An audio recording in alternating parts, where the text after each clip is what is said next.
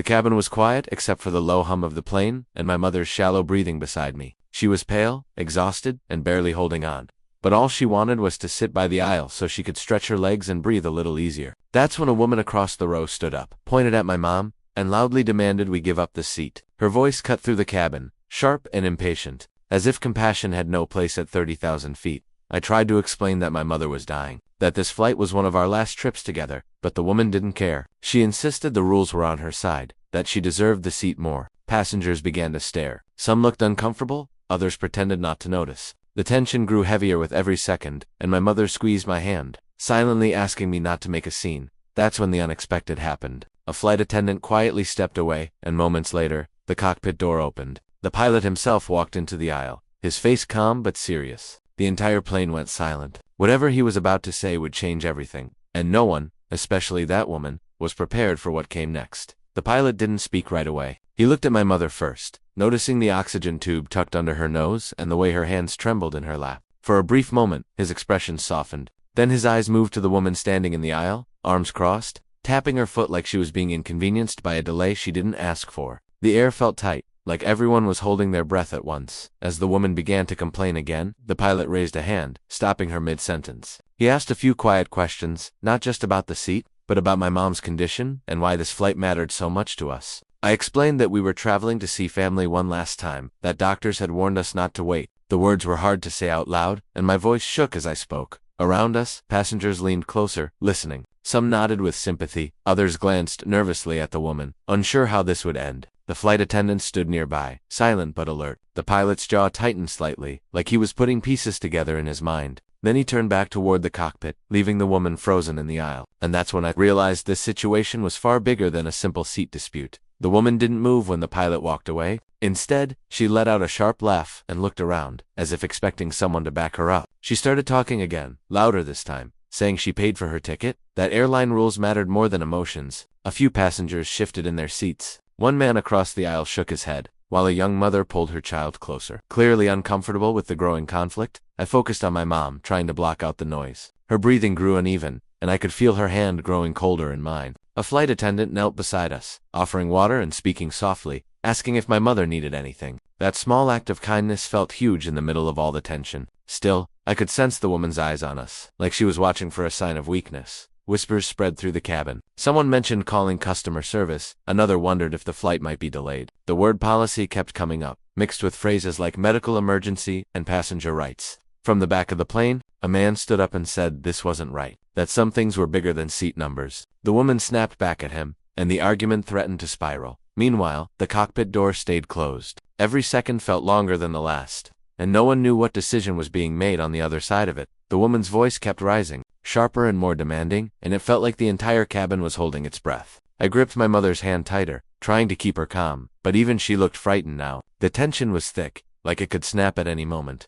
Passengers exchanged worried glances, and murmurs of frustration and disbelief spread through the rows. Some pulled out their phones, clearly thinking of recording what was happening, while others tried to quietly intervene without making things worse. Then, the flight attendant returned, this time with a firm expression I hadn't seen before. She whispered something to the woman, who immediately scoffed and raised her voice even more, ignoring the warning. It was as if the more she protested, the angrier she became, and the more everyone else's unease grew. I could see the fear in my mother's eyes, and it made my chest tighten with helplessness. From the front, a low, calm voice suddenly cut through the chaos. The pilot. The cabin went silent instantly. You could feel the weight of authority, the kind that stops arguments without raising a hand. He asked the woman to follow instructions, and the words carried a tone that hinted this wasn't just a polite request. It was final. Everyone leaned forward in their seats, waiting, and I felt my heart hammering. Something was about to happen, something that would change the entire flight, but no one knew what it would be.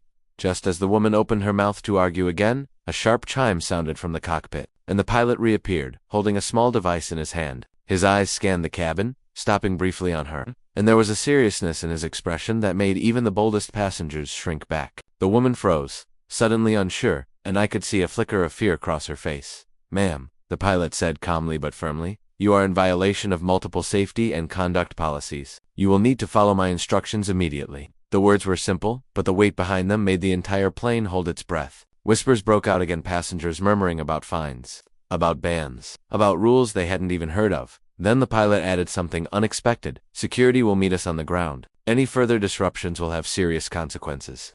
The woman's confident sneer faltered. Suddenly, she wasn't just being annoying. She was facing consequences far bigger than a single seat dispute. I glanced at my mother, who was gripping my hand tighter now, and felt a surge of hope mixed with anxiety. The tension in the cabin was unbearable. Every passenger seemed frozen, waiting to see how far this confrontation would go. And I realized that what had started as a simple act of selfishness might end in something far more dramatic than anyone could have imagined. The woman finally opened her mouth to protest, but the pilot's gaze silenced her instantly. With calm authority, he instructed her to return to her seat and remain seated for the remainder of the flight. The flight attendant guided her firmly, and the murmurs of passengers grew louder in relief and disbelief. It was clear she wasn't just being scolded, she was being held accountable in a way that left no room for argument. I turned back to my mother, whose eyes had welled up with tears. For the first time that day, she smiled weakly, her hand resting on mine. The seat beside her was finally quiet and safe. The atmosphere in the cabin shifted as passengers began offering small gestures of support. Someone handed her a blanket.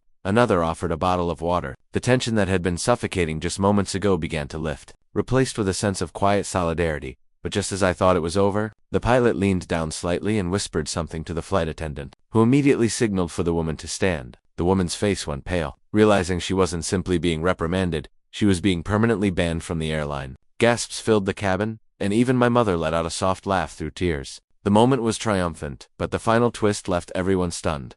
Justice had been served, yet no one could have predicted it would happen mid-flight, witnessed by an entire plane full of strangers. As the flight continued without further interruptions, the cabin settled into a calm hum. Passengers returned to their routines, but there was a sense of shared relief in the air, a quiet acknowledgement that something extraordinary had just happened. My mother leaned back in her seat, breathing easier now, and whispered how grateful she was that I hadn't let the situation overwhelm me. I held her hand tightly, feeling a mixture of exhaustion and pride, knowing that we had faced a moment of cruelty together and come through it stronger. The woman who had caused so much tension sat silently, avoiding eye contact with anyone. It was clear the lesson had been learned. Sometimes entitlement has limits, and kindness and patience have far greater power than anger. The flight attendants moved through the aisle with reassuring smiles, checking on passengers and making sure everything was calm. Strangers smiled at us in small gestures of solidarity, showing how moments of compassion can ripple far beyond the immediate conflict. By the time we landed, my mother and I were surrounded by genuine kindness, and the memory of that confrontation had shifted from fear to a story of resilience. In the end, it wasn't just about a seat, it was about standing up for what matters, showing empathy, and witnessing justice in a way that left everyone on that flight changed forever.